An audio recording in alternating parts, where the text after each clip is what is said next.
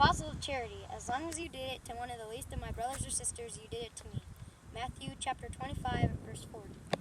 St. Vincent did not pay attention to all the colorful rich people or the beautiful buildings as he walked down the city street. He noticed instead the poor people on the streets that needed help. He was searching for the homeless, and he had found them. These were his brothers and sisters in Christ. Vincent was hard-working, perseverant, and kind. When he died in Paris, he left behind only a few things. 2 of them were diplomas because he believed education was very important in life. As a child, St. Vincent was poverty-stricken. After he became a priest, he focused a lot on helping the poor. His 17th century work is still seen through the St. Vincent de Paul Society in this 21st century. St. Vincent de Paul lived a very simple and sad childhood.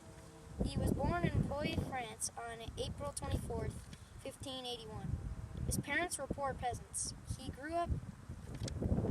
grew up, he liked to tell people about taking care of his father's pigs, who were smelly and stinky. He earned money by teaching or tutoring and wisely used the money to study theology. Sadly, he was 24 when one day, while on a ship traveling from Marseille to Narbonne, he was captured and sold as a slave.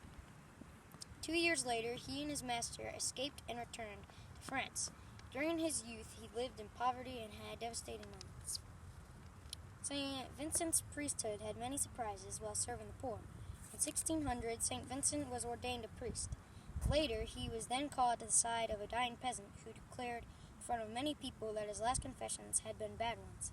While Father Vincent gave him his last confession, he realized how much spiritual help the poor needed. St. Vincent lovingly decided to begin a congregation to help the poor. He truly enjoyed his work. He ventured to North Africa and bought Christian slaves to set them free. Humbly, St. Vincent de Paul did many astonishing works throughout his life and died on September 27, 1660. His ministry work was full of unexpected adventures.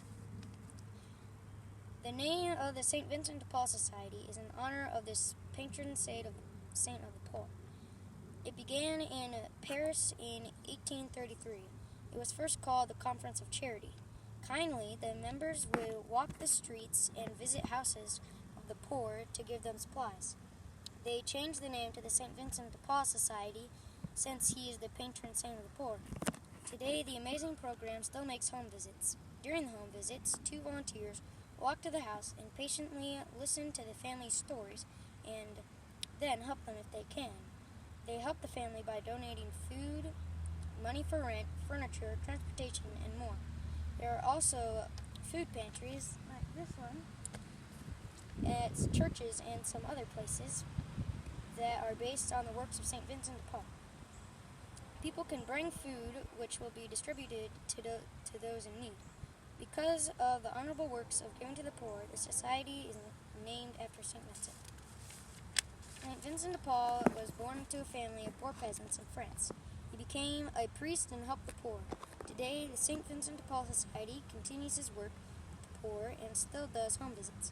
In addition, he was the founder of many religious orders, such as the Congregation of the Mission. The most significant thing about St. Vincent is that he took the time to provide for the impoverished in his country while others did not care. His example showed those around him to help the indigent when needed. St. Vincent de Paul loved the poor so much that he became known as the Apostle of Charity.